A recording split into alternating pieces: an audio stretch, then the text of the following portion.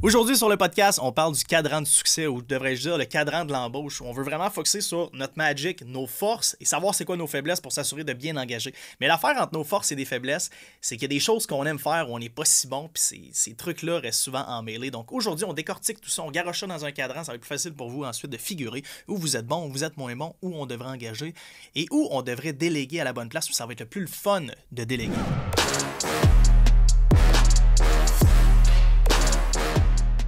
Mais avant qu'on se lance là-dedans, je veux prendre 30 secondes pour remercier de tout cœur ceux qui prennent le temps de laisser des commentaires, surtout sur l'application Balado sur Spotify. On descend jusqu'au premier épisode, on laisse 5 étoiles, un commentaire écrit.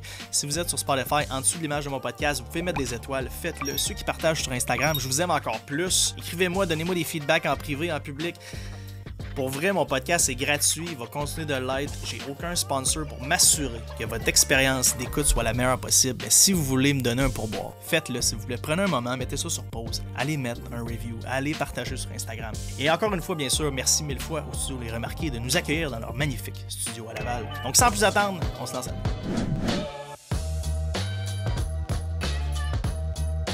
Premier cadran qui est super important, si vous êtes en audio, là, on découpe en 4 et dans le cadran du haut, on met Magic. Ça, c'est notre Magic, c'est notre force, c'est où on est irremplaçable en affaires. Et souvent, ça va partir de forces qu'on a dans la vraie vie. Je vous donne un exemple concret. Moi, dans la vie, mon habileté la plus naturelle qui peut se convertir en entreprise, c'est mon habileté à me faire des amis. Comment tout ça se manifeste en entreprise, relations fournisseurs, relations clients, RH à l'interne, c'est ce que j'aime le plus faire. Mais tu me garoches un peu n'importe où dans la vie, je vais me faire des amis, je vais trouver des façons de connecter avec les gens. Je sais que pour moi, c'est une force. Donc, je la manifeste en entreprise de cette façon-là et je suis conscient que pour moi, c'est mon magic. Également, mon deuxième, parce que souvent, on va avoir deux forces, c'est une force qui est plus connectée à l'entreprise, mais je connais extrêmement bien le consommateur parce que je suis encore ce consommateur-là et je suis encore dans les communautés de gym, dans les communautés de sport. Donc, je suis beaucoup connecté au consommateur et ça, comment ça se convertit en entreprise? Mais c'est que ça m'aide énormément au niveau développement de produits parce que je suis conscient de ce que le consommateur veut. Ça veut dire que dans cette section-là de l'entreprise, je suis irremplaçable. Et c'est là que je devrais passer absolument tout mon temps. Par contre, la réalité de la chose veut que c'est impossible. Plus l'entreprise est petite, moins on a d'employés, et bien moins de temps on peut passer dans notre magic. Mais là, qu'est-ce qu'on veut faire? C'est tout de suite identifier notre magic dans le cadran parce que ça va nous permettre d'identifier où sont nos faiblesses et donc qui on doit engager éventuellement pour qu'on puisse passer le maximum de temps dans notre magic. Donc, si en startup, notre magic, c'est 8% de notre temps, mais qu'est-ce qu'on veut faire? C'est optimiser pour qu'éventuellement, dans notre entreprise, ça passe à 20%, puis à 30%, puis à 50%, puis à 80%, puis à 90%. C'est ce qu'on veut faire. Donc, c'est pour ça qu'à travers le cadran, on commence avec notre magic. Donc, mettez ça sur pause, faites-vous une feuille avec un cadran et mettez tout de suite votre magic. C'est quoi vos habiletés naturelles dans la vie et comment tout ça se convertit en affaires et comment on va faire pour optimiser.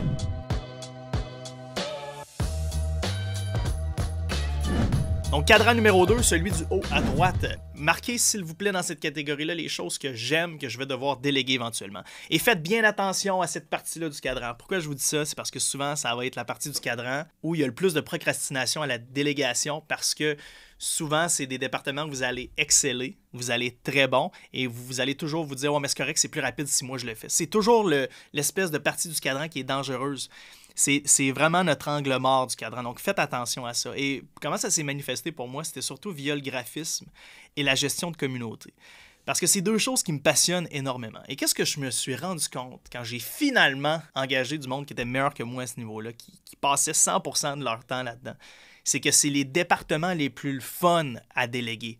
Parce que là, vous n'avez plus besoin de faire les tâches que vous devriez faire, mais vous pouvez quand même superviser qu'est-ce qui se passe et vous mixer au brainstorming, puis vous pouvez quand même passer du temps là-dedans. Fait que qu'est-ce que je me suis rendu compte, c'est que quand on délègue dans cette partie-là du cadran, donc les choses qui me passionnent, que je devrais déléguer, mais que je procrastine à déléguer, c'est que c'est les choses les plus fun à déléguer. Pour moi, ça a été le graphisme et la gestion de communauté. Je vous invite à faire le même exercice. C'est quoi les choses en entreprise actuellement où j'ai du fun à faire et que je sais que je vais procrastiner? Je sais que je ne le déléguerai pas tout de suite parce que je suis toujours meilleur que quelqu'un à l'interne pour le faire.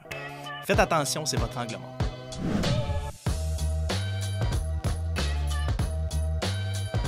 Cadran numéro 3 maintenant, le bas à gauche. Et ça, c'est le cadran du dirty work. On se souvient, en haut à gauche, magic, en haut à droite, procrastination, les choses qu'on aime, les choses qui vont prendre du temps à déléguer, qui sont poignées entre nos forces et nos faiblesses. Cadran numéro 3, c'est le dirty work. Ça, c'est le hard work, c'est le cadran du fermier, c'est les jobs tough Qu'est-ce que j'aime de ce cadran-là, c'est que ça bâtit vraiment la dureté du mental, honnêtement. Je veux dire comme dans les boys dans le temps. Mais pour vrai, cette partie-là du cadran, c'est les tâches que vous ne devriez pas faire, mais que vous avez pas le choix de faire parce que vous devez les apprendre pour s'assurer qu'elles se font bien éventuellement, où vous allez être capable de former la personne, mais aussi bien comprendre sa réalité et être capable de parler son langage parce que vous connaissez sa réalité. Je vous donne un exemple de la vie concrète. Pour moi, ça a été de monter le lab, d'opérer le lab pendant un an et demi. Et qu'est-ce que ça m'a permis de faire, d'opérer le lab? De me casser la gueule, de rentrer fâché, de devoir dealer avec des machines, toutes sortes de réglementations, et ci et ça. Un nouveau ERP, des softwares informatiques, toutes sortes d'affaires. Écoutez, là, c'était fou comment j'étais surchargé. D'ailleurs, j'en parle dans l'épisode 96. Ça a été extrêmement difficile pour moi, cette période-là. Par contre, ça m'a énormément appris. J'ai agrandi ma zone de confort fois 1000, ça n'a aucun sens. Et maintenant, quand je travaille avec Charles-Éric, je comprends extrêmement bien sa réalité. Je suis capable de bien le supporter dans son travail. Ça lui rend la vie plus facile. Je suis beaucoup plus empathique dans plusieurs scénarios. C'est beaucoup plus facile à l'embauche. Donc, il y a souvent un département comme ça dans l'entreprise où on connaît absolument rien, mais on va devoir s'efforcer de le faire. Pour certains, c'est la comptabilité. Et si je me rends compte que la comptabilité, c'est une des terreurs de la plupart des gens en entreprise, c'est qu'ils ont très peur des chiffres.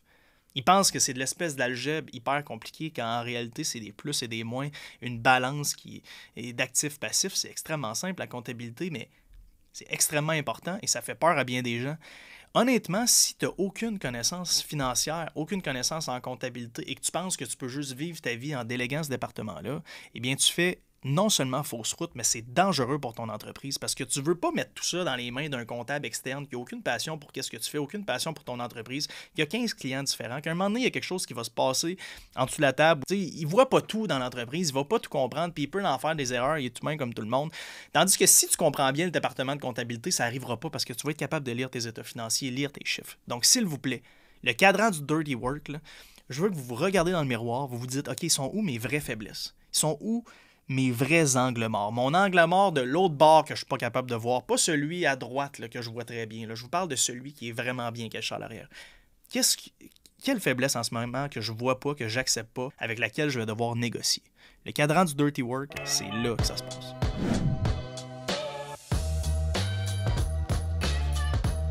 Point numéro 4 du Monkey Work, à droite, ça c'est les tâches répétitives qu'on ne doit jamais faire. Et qu'on fait en ce moment parce qu'on n'a pas le choix, puis c'est correct, mais c'est des tâches dont on doit se débarrasser le plus rapidement possible.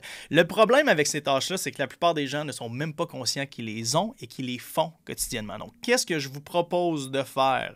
Parce qu'évidemment, je vous oblige en rien sur le podcast, je partage avec vous mes expériences personnelles, vous en faites qu'est-ce que vous voulez. Mais qu'est-ce que je vous propose de faire? Même si vous êtes solopreneur, ça fonctionne. Peu importe le niveau où vous êtes, ça fonctionne très bien. Prenez un project management tool comme Notcash ou Asana ou Notion, peu importe ce que vous utilisez. Divisez votre vie entrepreneuriale en départements. Même si vous êtes solopreneur, ça ne change rien. Service à la clientèle, expédition, vente, name it, OK? Tous les départements. Mettez chacune des tâches que vous faites. Chacune au détail près, même passer le balai. Mettez absolument tout. Et une fois que vous avez fait ça, classez les tâches que vous devez vous débarrasser au plus vite. Et une fois que vous allez avoir un visuel là-dessus, ça va être beaucoup plus facile à l'embauche parce que vous avez déjà un visuel sur chacun des départements. Et ensuite, quand vous entrez un nouveau joueur dans l'équipe, ben, vous pouvez lui assigner cette tâche-là. Par contre, si la tâche n'existe même pas sur papier, c'est très difficile de lui assigner. Donc, s'il vous plaît, faites ça pour le cadran du Monkey Work. C'est super pratique.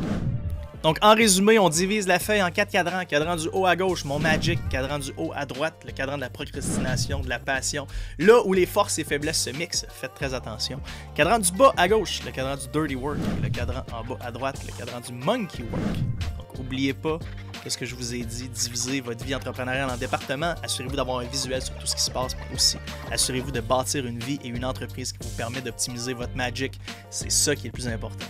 Donc, merci mille fois à ceux qui me supportent. S'il vous plaît, si vous aimez le podcast, prenez une petite pause, allez faire un commentaire sur Balado, sur Spotify. N'oubliez pas de partager dans vos communautés entrepreneuriales, communautés étudiantes, partout sur Instagram.